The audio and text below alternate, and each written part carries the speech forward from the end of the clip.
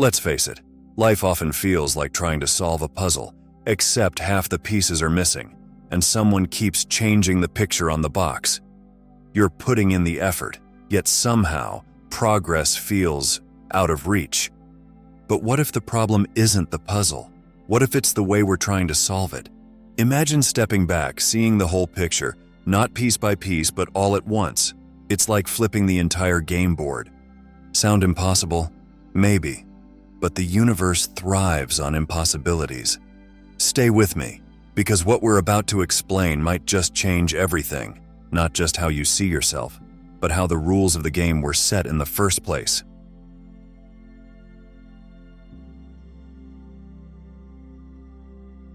Authority. It's the one thing that's followed humanity from campfires to skyscrapers.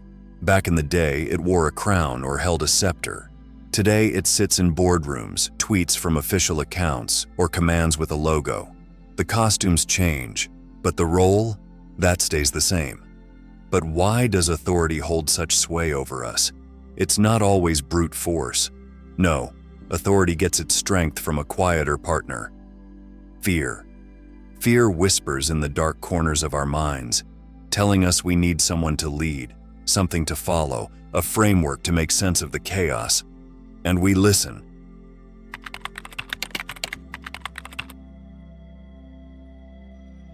As our world has changed, so has our search for guidance.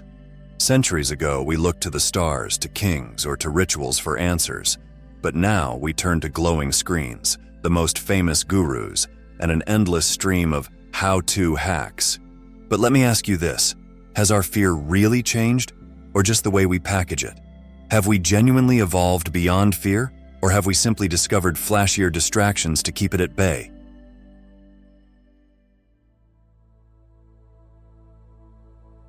In this modern age, fear and distractions have become tools for authority. As you can observe, authority doesn't need to demand anything. It doesn't have to pound the table or declare itself in charge. It waits, patient and quiet, because we give it power on a silver platter. This is where fear steps in. Fear of standing out, we conform. Fear of failing, we follow the rules. Fear of rocking the boat, we fall in line. And it all starts with an image. You know, like that corporate logo that makes you feel like you need to drop everything and buy a new phone, because clearly, your life is not complete without it.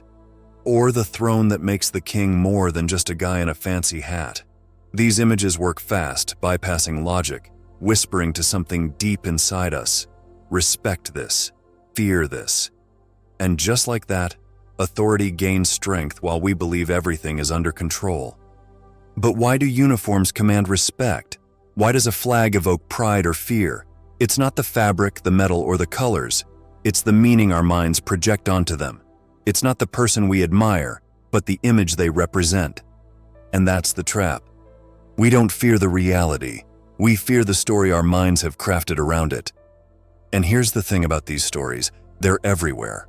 Authority feeds on them, yes, but they extend far beyond. Our minds don't just create stories about power, they do it about everything. Take this mountain, for example. In the first breath, you see its majesty, but next, thought takes over. That'd make a great profile picture, or I should hike more. Suddenly, you're not with the mountain anymore. You're with your idea of it, a memory, an image. The moment is gone. The same thing happens with people. You see someone smarter, stronger, or richer than you, and your mind creates an image of their superiority. And just like that, you give them power beyond what they hoped for.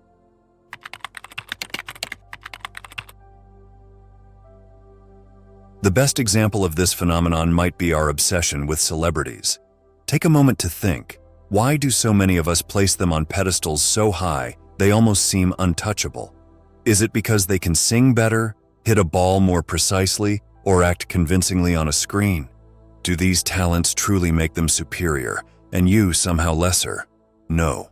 But the images tied to them, crafted by industries, media, and even our own minds, create a sense of connection so powerful that we defend them as if they were part of our own family. And here's the irony. That connection often hurts us more than it affects the people we idolize. It's strange, isn't it? As a fan, you often feel the weight of any loss more than the player on the field himself. But why is that?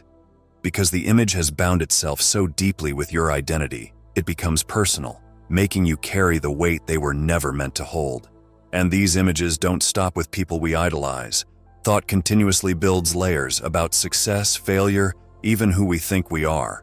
These layers pull us away from the present and into a maze of memories, desires, and fears. Within this maze, authority quietly weaves its web, tightening its grip with every image we accept without question. The more we cling to these illusions, the more disconnected we become, from others, from reality, and even from ourselves.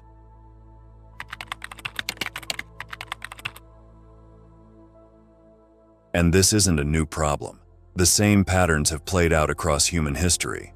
Throughout the ages, we've witnessed how our separation from each other shows up in the rise and fall of political systems.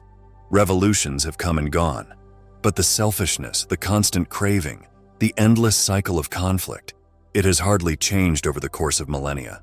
So maybe the issue isn't with leaders or systems, maybe it's us. After all, leaders don't invent chaos, they mirror it. We vote for them, follow them, and sometimes rebel against them, but the root of the problem stays the same: the chaos we carry inside. After all, it is unrealistic to hope for a vibrant garden in a desolate landscape. The work has to begin inside.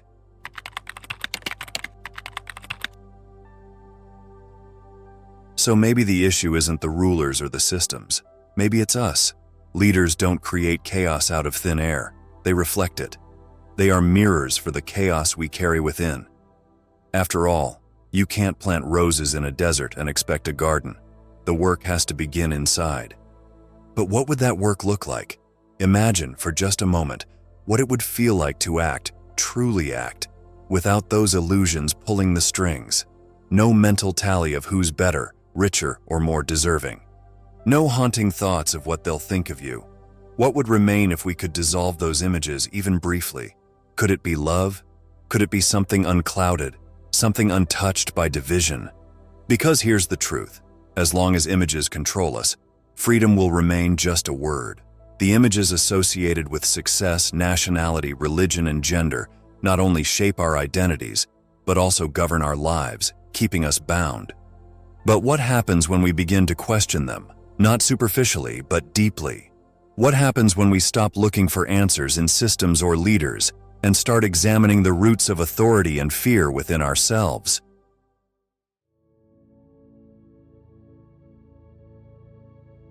This exploration brings us face to face with fear itself, which is surprisingly clever. It doesn't announce itself. It sneaks in through our thoughts.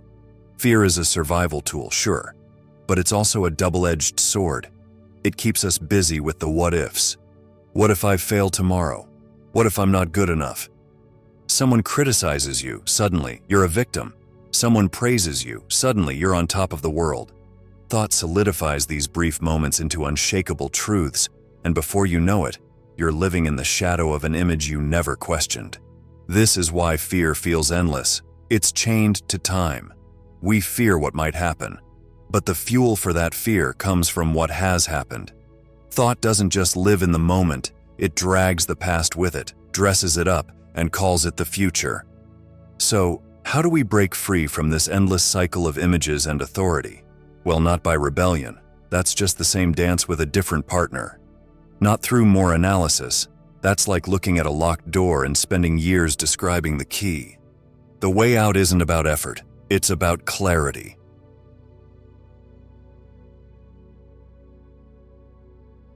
Because clarity leads to something deeper, intelligence. Not the kind of brilliance that solves equations or wins debates, but something simpler. True intelligence is the ability to see without distortion, to perceive life as it is, free from the filters of fear or desire. This intelligence isn't personal. It's not yours or mine. It's universal, like sunlight touching everything without judgment. It doesn't seek control or divide. It only illuminates. And when we live in that light, we no longer act out of fear or authority, but from a place of natural balance. And what is freedom, if not this? It's not the absence of challenges or chaos. They'll always be part of life's rhythm. But when we release the images and identities that keep us bound, we discover an unshakable center within ourselves. From that stillness, true freedom emerges, and action flows effortlessly, not as resistance, but as harmony with what is. And isn't that what we're searching for? Not perfection, not answers, but a way to live that feels genuine, whole, and untangled from the webs we once believed defined us. So here's the real question for you. Can you sit with the flame of your own thoughts without trying to blow it out or fan it higher? Can you simply watch, and in that watching, realize that you are both the flame and the space it dances in? So here's the real question for you. What happens when you stop feeding the images and start seeing things as they are? Not the crown, but the man under it. Not the flag, but the hands waving it. That's where freedom begins.